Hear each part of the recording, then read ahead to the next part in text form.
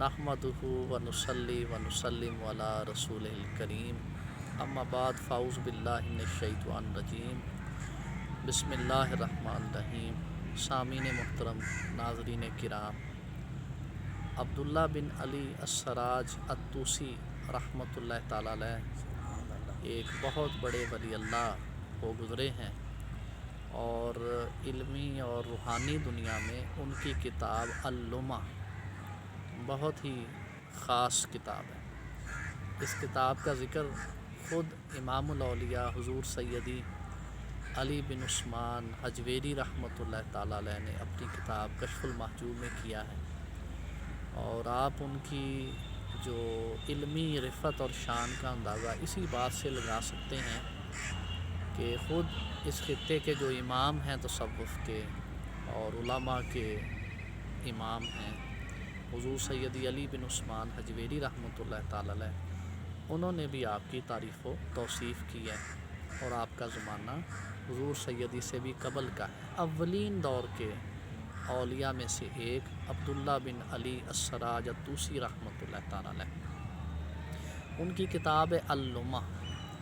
इस किताब में वो एक जगह लिखते हैं कि जो दरवेश है उसे खुली फ़ज़ा में रहना चाहिए।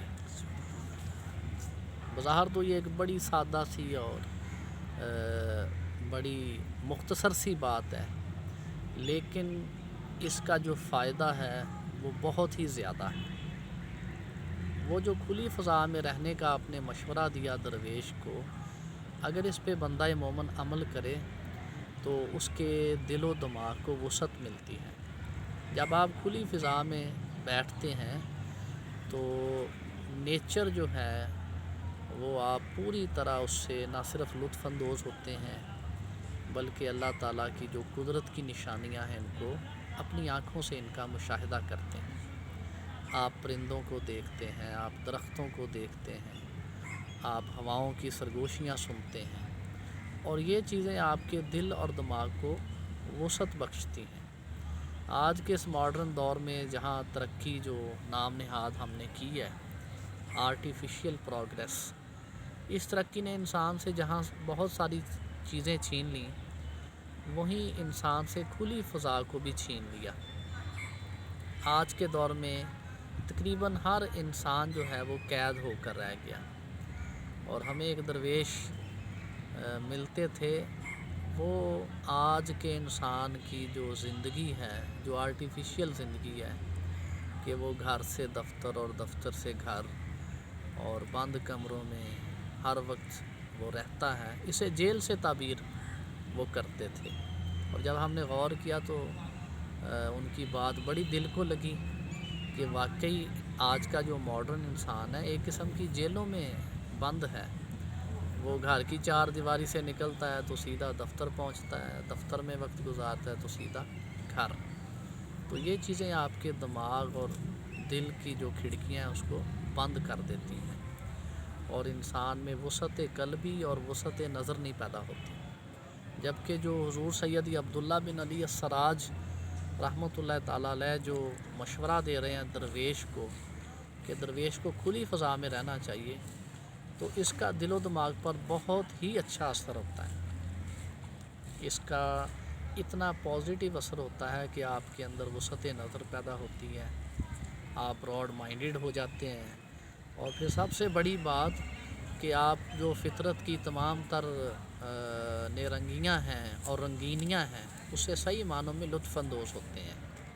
आपको ताज़ा हवा मिलती है, इसका सेहत पर भी बहुत अच्छा असर होता है और ना सिर्फ फ़िज़िकली बल्कि आप मेंटली भी बहुत सेहतमंद हो जाते हैं। यही वजह है कि जो अहले तसव्वुफ़ हैं वो अपने मुरीदीन को सियाहत का, हमने गुज़िश्ता चंद वीडियोस में भी ये बात की कि वो सियाहत का बहुत मशवरा देते हैं और सियाहत के लिए कहते हैं। और आपको दरवेश आज भी और ज़माना कदीम में भी आपको दरवेश हमेशा खुली फ़ज़ाओं में नज़र आएंगे। आपको पहाड़ों पर, आपको दरियाओं के किनारे, आपको समुद्रों के किनारे, आपको जंगलों में अगर किसी मखलूक के आसार नज़र आएंगे, अगर इंसानों में से किसी के आसार मिलते हैं तो वो दरवेशों के मिलते हैं। आपको कभी किसी پہاڑ کی چوٹی پر، کبھی کسی جنگل میں، کبھی کسی دریا کے کنارے، یا کبھی کسی صحرا میں آپ کو کسی مولوی کے یا کسی عام انسان کے آثار نہیں ملیں گے، بلکہ یا انبیاء کے آثار ملیں گے یا اولیاء کے آثار ملیں گے۔ آپ کو غار حرا اور غار ثور میں نبی علیہ السلام کے آثار ملیں گے، اور آپ کو اگر ادھر جائیں حسن الدال کی پہاڑی پر تو ادھر بابا ولی دکنی رحمۃ اللہ تعالیٰ علیہ جیسے اولیاء کے آثار ملیں گے۔ اور اگر ہم اسلام آباد کی بات کریں تو ابھی آباد ہوا ہے، اور جب حضرت امام ولی رحمۃ اللہ تعالیٰ علیہ یہاں تشریف لائے تو آپ خود اندازہ کر سکتے ہیں کس قدر گھنا جنگل ہوگا اور کس قدر یہ آبادیوں سے دور ان کا مسکن ہوگا۔ اسی طرح اگر لاہور کی بات کریں تو حضور سیدی علی بن عثمان حجویری رحمۃ اللہ تعالیٰ علیہ نے دریائے راوی کے کنارے اپنی کٹیا آباد کی اور وہیں اللہ اللہ کر کے اپنے شب و روز گزارے۔ تو اولیاء جو ہیں یہ کھلی فضاؤں میں رہتے ہیں، اور اولیاء کے جو ممدوح ہیں اور قدیم اور اولین دور کے جو ولی کامل ہیں جن کی تعریف داتا صاحب جیسے ولی نے بھی کی، ان کا یہ مشورہ بڑا خاص ہے۔ اور آپ نے یقیناً ایک واقعہ سن رکھا ہوگا کہ یہ بات اتنی خاص ہے کہ دیگر جو دنیا کے مذاہب ہیں وہ بھی اس کو مانتے ہیں۔ پانکو کا آپ نے ذکر سنا ہوگا درسی کتابوں میں، شاید میٹرک کی کتاب میں، انگلش کی کتاب میں اس کا واقعہ ہمیں ملتا ہے کہ یہ چائنا والی سائٹ پہ پانکو نام کا ایک بہت بڑا استاد تھا۔ اس کے پاس بادشاہوں کے فرزند یعنی ولی عہد جو تھے وہ تعلیم حاصل کرنے آتے تھے۔ تو ایک دفعہ پانکو کے پاس ایک شہزادہ آیا، اور اس شہزادے نے پانکو سے کہا کہ اس کے باپ نے کہا کہ میرے بیٹے کو اچھی تعلیم دیں اور اس کی بہترین تربیت کریں۔ تو جیسے ہی پانکو کے پاس وہ شہزادہ پہنچا تو پانکو نے اس کو کوئی کتاب کھول کر پڑھانا نہیں شروع کیا، نہ ہی پانکو نے کوئی خطابت شروع کر دی، نہ ہی پانکو نے کوئی اس کو لکھنے کا کام دیا، بلکہ پانکو نے اس شہزادے سے کہا کہ فلاں جنگل میں چلے جاؤ اور وہاں پر تم نے 1 سال گزارنا ہے، اور وہاں جو بھی تمہیں سننے کو ملے وہ مجھے آ کر بتانا ہے۔ تو پانکو کا جو شاگرد تھا وہ پورا 1 برس ایک جنگل میں انسانوں اور آبادیوں سے دور گزار کر آیا، اور جب 1 سال بعد اپنے استاد کے پاس پہنچا تو اس کے استاد نے اس سے سوال کیا کہ ہاں بھئی تم نے جنگل میں کیا سنا؟ تو اس نے کہا حضور میں نے جنگل میں پرندوں کی آواز، کوئل کی آواز، آبشاروں کی آواز، ندی نالوں کی آواز اور مختلف جانوروں اور پرندوں کی بولیاں سنی۔ تو اس کے استاد نے کہا کہ نہیں، ابھی تمہیں کچھ اور سننا ہے، ابھی تمہاری تربیت مکمل نہیں، 1 سال اور گزارو اور اب اس سے بھی زیادہ باریک اور مدھم آوازیں سننے کی کوشش کرو۔ تو وہ جو پانکو کا اسٹوڈنٹ تھا شہزادہ، وہ دوبارہ پھر چلا گیا، 1 سال ادھر گزارا۔ 1 سال گزار کر جب واپس آیا تو پانکو نے اس سے سوال کیا کہ اب کیا سنا؟ تو اس نے کہا حضور میں نے پھول کے کھلنے کی آواز سنی، اور جو شبنم کے گرنے کی آواز ہے رات کو وہ سنی، اور سورج کی وہ جو پہلی کرنیں ہیں شبنمی گھاس پر جو پڑتی ہیں ان کی آواز سنی۔ تو پانکو نے کہا ہاں اب تم نے مدھم سے مدھم اور باریک سے باریک آواز سنی ہے۔ تو شاگردوں نے استفسار کیا کہ حضور ان آوازوں کے سننے کا مقصد کیا تھا؟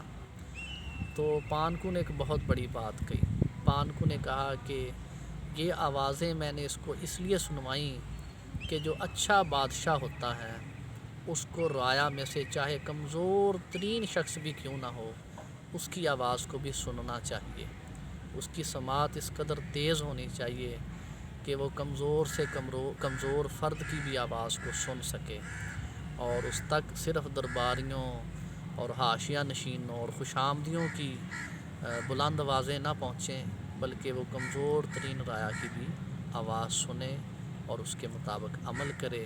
چونکہ اس نے سننا سیکھ لیا تو یہ بہت ہی بہتر ولی عہد ثابت ہوگا۔